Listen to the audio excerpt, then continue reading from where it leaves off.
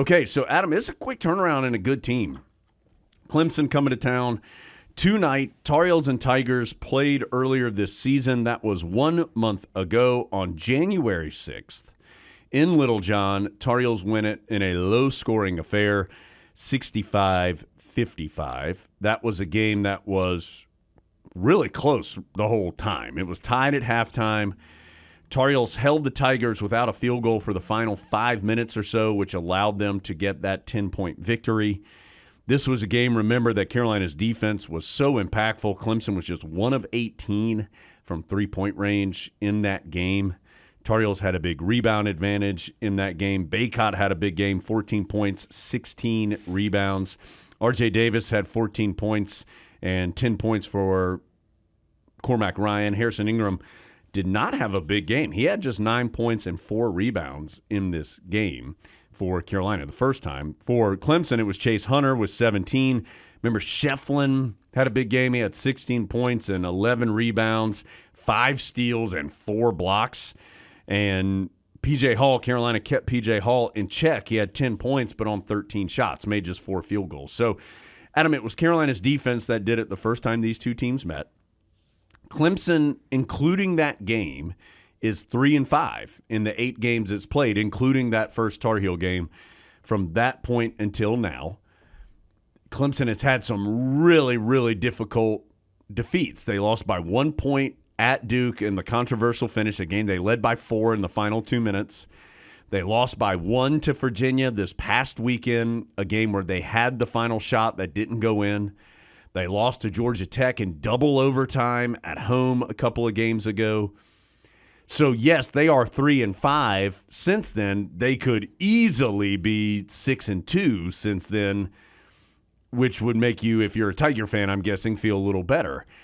I think from the Carolina perspective, the challenges are pretty obvious.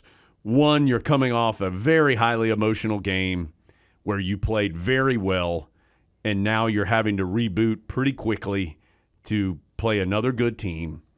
And that good team is both good and also not desperate just yet, but needs a good win.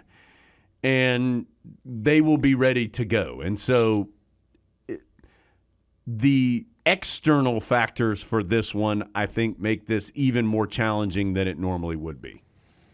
Yeah, I mean, as Joe said, overall, going back 1 from the Carolina game, Clemson's lost 6 of 9.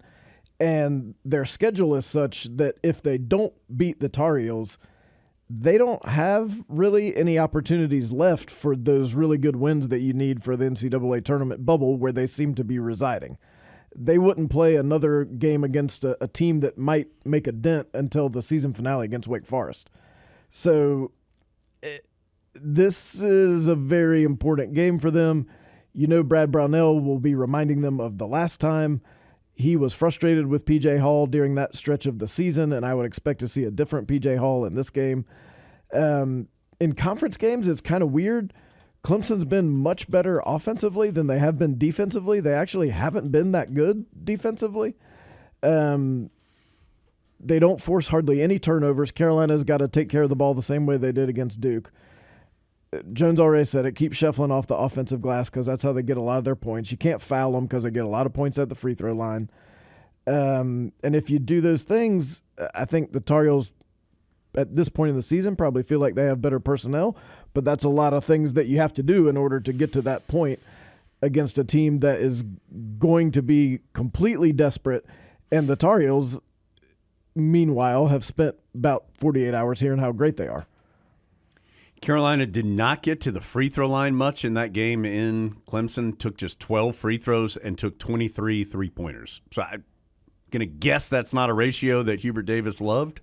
Not that 23 three-pointers is extraordinarily high, but when you put that with the fact that you only had 12 free throws, maybe not quite where the Tar Heels want to be.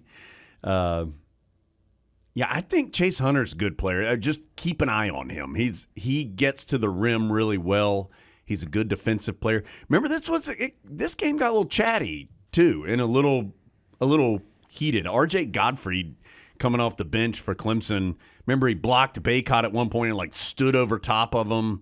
So this game got a little a little physical. And remember, Clemson has won one time ever in Chapel Hill and needed a miracle finish to do that. So they will be ready coming into this game. Well, and we haven't really talked about Joe Girard because Carolina made him a non-factor at Littlejohn. That's not normal for him, not in his career nor this season. He's been a very good player this year, and Carolina was able to slow him down.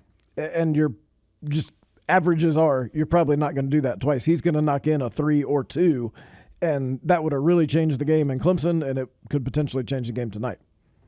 Adam, my key's the crowd. I do think Carolina needs that energy coming up tonight.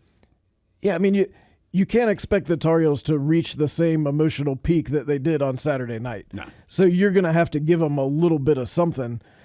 I think it's going to be hard for the fans too, though, too. I mean, because anybody who loves the Tar Heels and who was there gave it all they had on Saturday. Well, and we know 7 o'clock game, so at 6:45 you're going to look around the Smith Center and go, is anybody coming to this game? And then somehow by 6:59 it'll be mostly full, if not all the way full.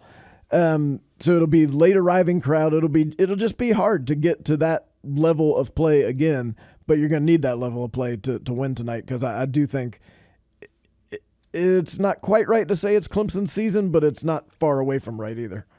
And Carolina goes to Miami on Saturday. This is a tough stretch that the Tar Heels are in a season full of them, but they are in one right now for sure.